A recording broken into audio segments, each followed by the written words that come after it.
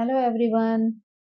दोस्तों, जैसा कि मैंने अपने पहले के एक वीडियो में भी ये बताया था कि आजकल जो है हमारे लाइफस्टाइल की खराब होने की वजह से और हमारा जो खान-पान है वो व्यवस्थित नहीं है, तो उन सब वजहों से बहुत सारे हार्मोनल इश्यूज़ होना शुरू हो गए हैं। बल्कि बहुत सारे छोटी-छोटी उम्र के लोगों के साथ भी ये सारी समस्याएँ हो रही हैं। तो उन सारी समस्याओं से बचने के लिए मैंने उसमें आपको उपाय भी बताए थे, जो घरेलू आप उपचार कर सकते हैं। लेकिन अगर देखा जाए तो इस बीमारी से बड़े एज की जो महिलाएँ हैं, जो 50s में चल रही हैं, उनके साथ भी बहुत सारी दिक्कतें आ रही हैं।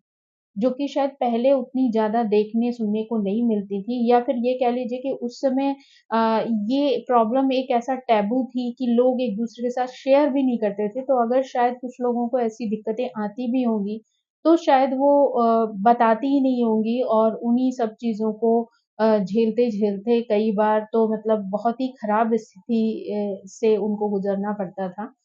लेकिन आज की डेट में ये देखा जाए तो ये चीज़ें बहुत ही ओपन हो गई हैं, है ना?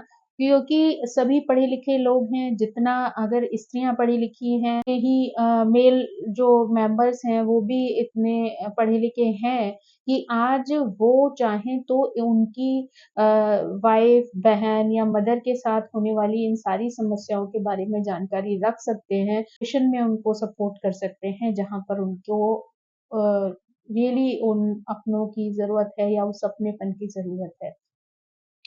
तो इस फ़ेज़ में जो सबसे बड़ी प्रॉब्लम है वो है मेनोपॉज़, जो कहना चाहिए कि पहले के टाइम में 50 और 55 का था वो टाइम, जहाँ पर उनको पीरियड्स की प्रॉब्लम जो है वो पूरी तरीके से बंद हो जाया करती थी। लेकिन अभी ये जो समस्या है ना, वो बहुत पहले से शुरू हो जाती है। मतलब उसे आज के टाइम में जो नाम दिया जाता है वो पेरीमेनोपॉज़ का नाम दिया जाता है, और वो बहुत सारे ऐसे सिम्पटम्स होते हैं जो स्त्रियों को उस सिचुएशन पे जहाँ पे उनका पीरियड बंद होता है, उससे पहले ही बहुत टाइम तक उनको बहुत सारी प्रॉब्लम्स को फेस करना पड़ता है।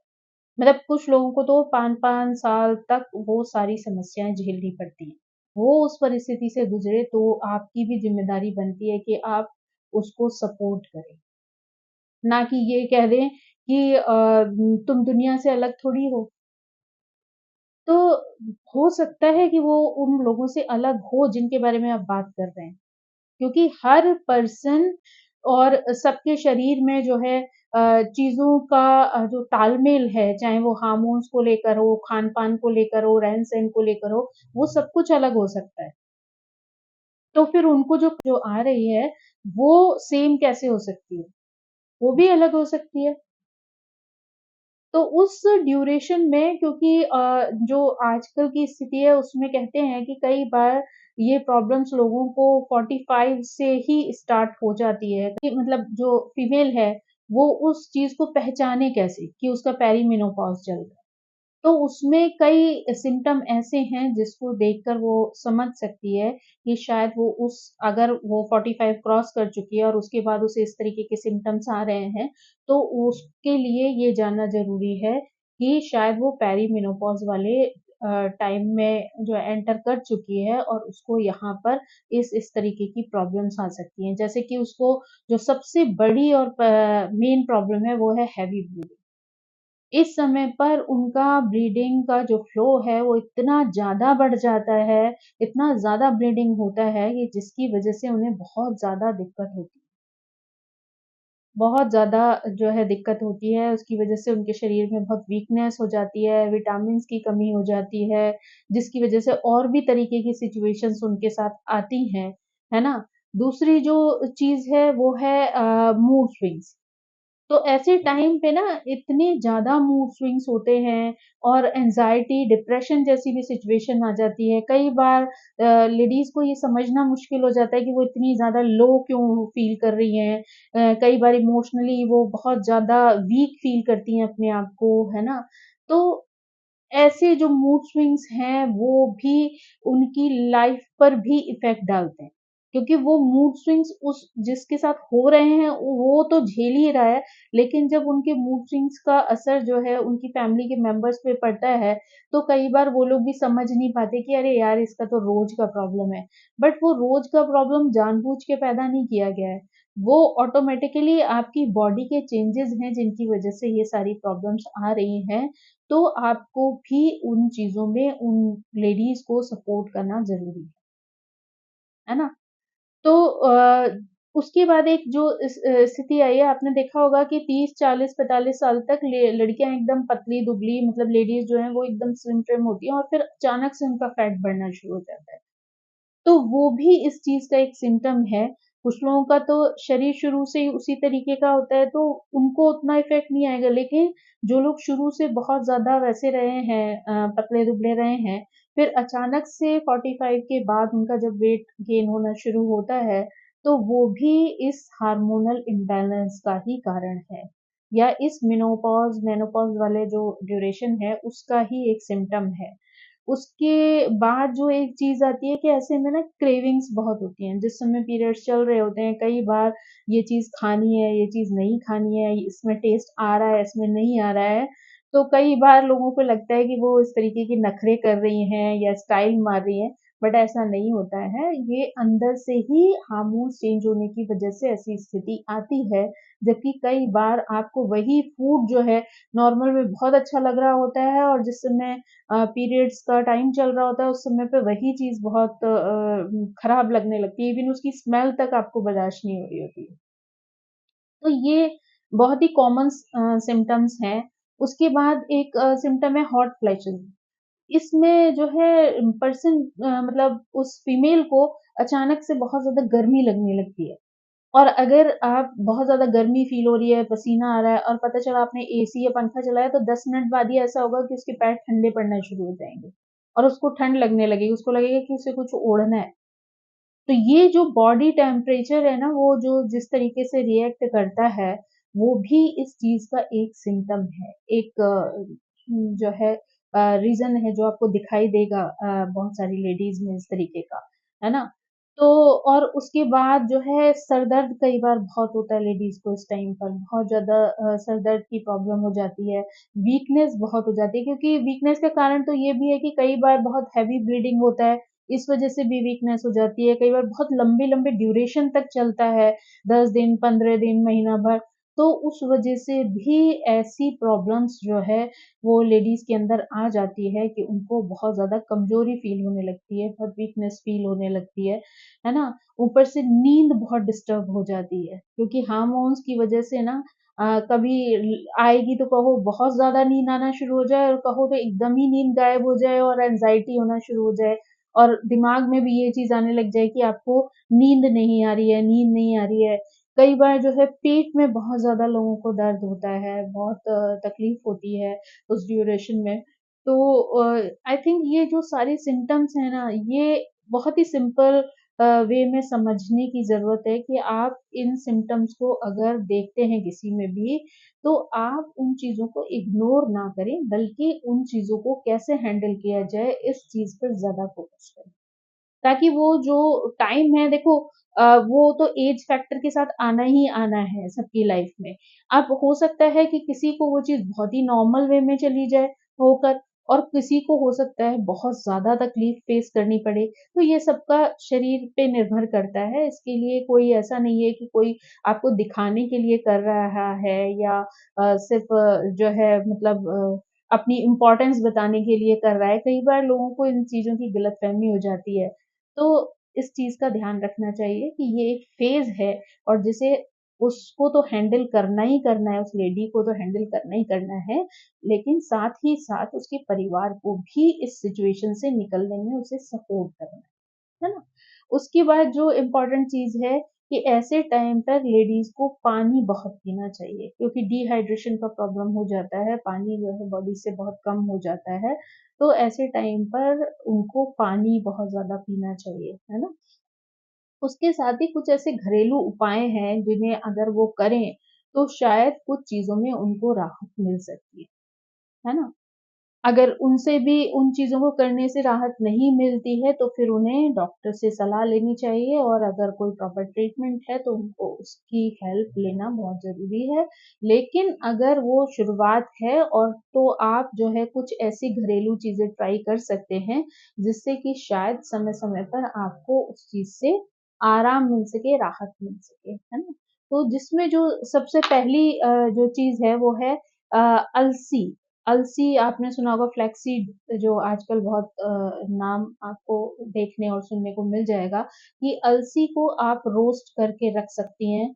उसके बाद उसमें आप चाहें तो कोई और सीड्स भी मिक्स कर सकते हो, जैसे कि जो पंपकिन सीड्स होते हैं वो भी आप उसमें मिला सकते हो, और सनफ्लावर सीड्स भी आप उसमें मिक्स कर सकते हो, और अगर आप उन सबको रोस्ट करके रख लो और साथ में कुछ बेरीज या किशमिश वगैरह आप उसके साथ मिला के रखो, और वो आप डेली 1 या 2 चम्मच उसमें से खाओ, तो उससे भी आपको इस चीज़ में राहत मिलेगी, है ना?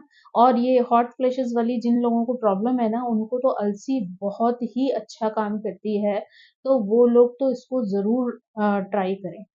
तो उसमें उनको जो बॉडी से हीट निकलती है ना, उसको शायद वो बहुत मेंटेन कर देती है, तो जिसकी वजह से उनको इस प्रॉब्लम में बहुत आराम मिल जाता है।